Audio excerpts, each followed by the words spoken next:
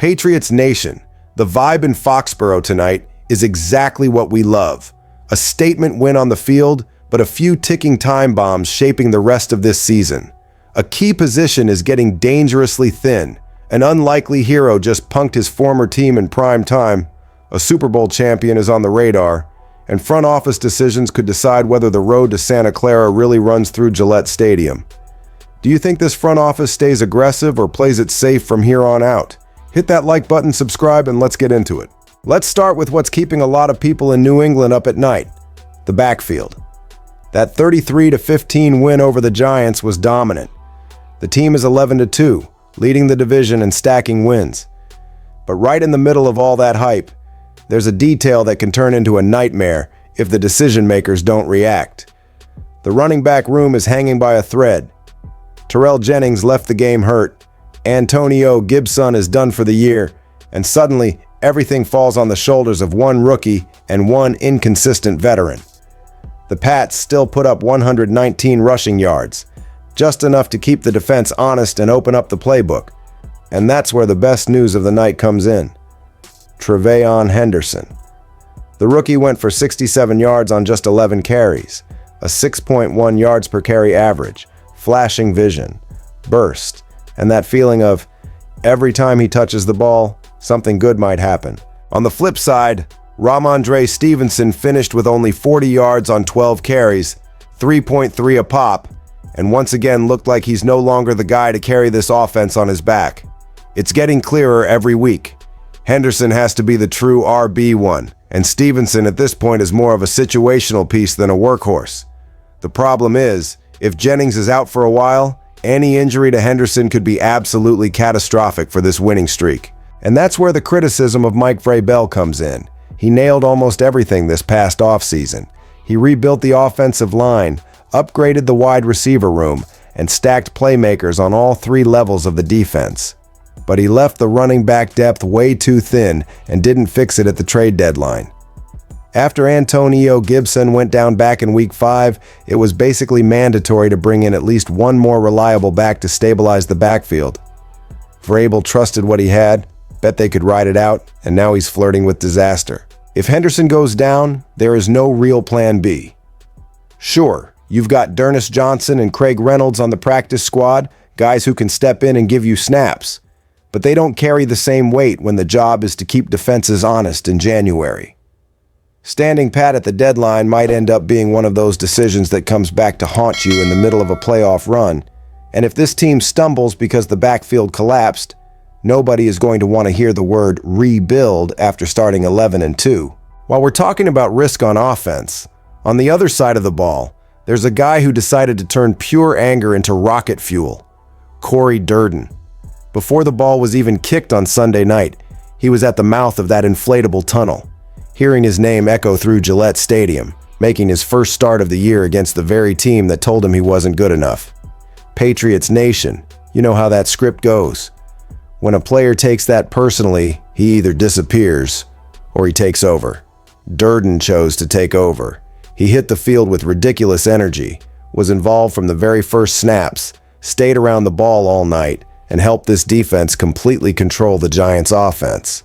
It wasn't some crazy stat line, but he gave the coaches exactly what they crave in January: consistency, power in the middle of the line, and execution in money downs, especially those third and short situations that decide drives. And he did it in a brutal context. The interior defensive line is beat up. Milton Williams is on injured reserve. Kiaris Tonga is dealing with a chest injury. The rotation is short, and everybody's snap counts are climbing. Even so, Durden, a guy who started the season on the practice squad, didn't complain, didn't fade away. He just walked in and grabbed his opportunity. Vrabel made it clear after the game. The Giants told him, "You're not good enough." And New England said, "Come over here. We've got a role for you." In prime time, in front of the whole country, Durden answered. This is the kind of story that sticks in the locker room during a special season. When a player who was discarded somewhere else becomes a reliable piece for a contender, the whole group looks around and thinks, nobody here is just a background character. Every snap matters. Any backup can become a hero in a big game. Going into the playoffs with a healthy, confident defensive line is half the battle when it comes to making opposing quarterbacks miserable in January. If Tonga stays out and Williams remains on IR for a couple more weeks, all signs point to Deran holding on to that starting spot down the stretch.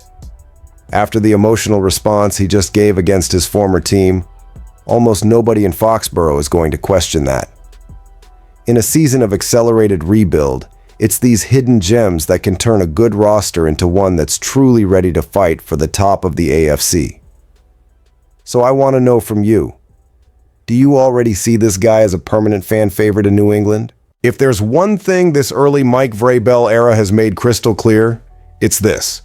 The window to chase a Super Bowl doesn't stay open for long. With the Patriots at 11-2, a bye week coming up, and the top of the AFC in their hands, there's zero room to get cute. That's why what just happened in Pittsburgh lit up a massive signal in Foxboro. A 6-time Pro Bowler, a proven champion, suddenly hit the market right when you're supposed to be aggressive. And guess who is one injury away from having a huge hole in the secondary? The reality is, the Patriots' cornerback room is really good, but dangerously exposed. Carlton Davis, Christian Gonzalez, and Marcus Jones are all playing at a high level, logging almost every snap, carrying a ridiculous amount of responsibility week after week. But behind them, the depth chart gets scary fast. 2 corners have already landed on injured reserve, and the next man up in a real emergency is Charles Woods, a special teams guy. Nothing against Woods, but it's one thing to cover kicks and another to line up against a true number 1 wideout in January. And it's in that exact context that the Steelers just waived Darius Slay. We're not talking about some random veteran just hanging around on name value. We're talking about a guy with playoff pedigree, Super Bowl experience, 13 passes defended last season, a real locker room leader. He might not be the same shutdown corner he was a few years ago. He may not erase half the field anymore, but on a roster dreaming of getting to Santa Clara, that name still carries a ton of weight. Picture this. You roll into the playoffs with Davis, Gonzalez, and Slay sharing the field, Marcus Jones moving around in the slot, returning punts, being that hybrid weapon. Beyond the X's and O's, look at the message that sends to the rest of the league. New England isn't just riding a hot streak, it's going all in to win right now. So let me ask you, Patriots fan, do you really want to gamble everything on perfect health for your starters? Or would you rather bring in a veteran who's already held the Lombardi and knows exactly how to handle the bright lights of playoff football? Moves like this separate the teams that just make the playoffs from the ones that genuinely scare people in January. The opportunity is sitting there on the table. The only question now is whether this front office has the guts to make that final big adjustment in the secondary. And while we're talking roster, backfield, secondary, there's one more topic that might be the most explosive of all tonight: the standings. The Patriots are 11-2, the first team in the league to hit 11 wins, riding a 10-game win streak, back on top of the AFC. But that throne is made of glass. One Broncos win over the Raiders, and suddenly New England slides back to the 2 seed, even after doing almost everything right for weeks. Right now, the road to Santa Clara runs through Foxboro, but it can easily reroute to Denver if this detail slips away. Since there's no head-to-head this season, the tiebreaker turns into a cold equation: conference record and performance against common opponents. The Patriots are 6-2 in the AFC, while the Broncos can get to 7-2 if they take care of the Raiders. And hovering over everything is that loss to Las Vegas in Week 1, still quietly haunting the back of everybody's mind. At the same time, inside the division, the picture is completely different. In the AFC East, New England owns its destiny comfortably. They've got a 2.5 game cushion over the Bills, already beat Buffalo once, sit at 3-0 in the division, and can see a potential hat and t-shirt game at Gillette, maybe in Week 15. The math is simple. Any combination of 3 results between Patriots wins and Bills losses locks up the division title for the first time since 2019. That's where the strategic side comes in, the part that separates a good team from a true powerhouse. Vrabel can use this bye week to tune everything up with 2 clear goals: lock down the division without drama, and at the same time crank up the pressure on Denver in the race for the number 1 seed. Playing an AFC Championship game in Foxboro in the cold with Gillette Stadium rocking is a completely different world compared to flying into Denver, dealing with altitude and a wild crowd in January. When you put it all together, Patriots Nation, the feeling is obvious. The return to the playoffs is basically a given, but the real prize on the table is bigger. We're talking about a first-round bye, a shorter path to the Super Bowl, and bringing back that old message the rest of the conference hated to hear. If you want to get out of the AFC as champions, you're going to have to go through New England. Patriots Nation, just look at how much is on the line right now.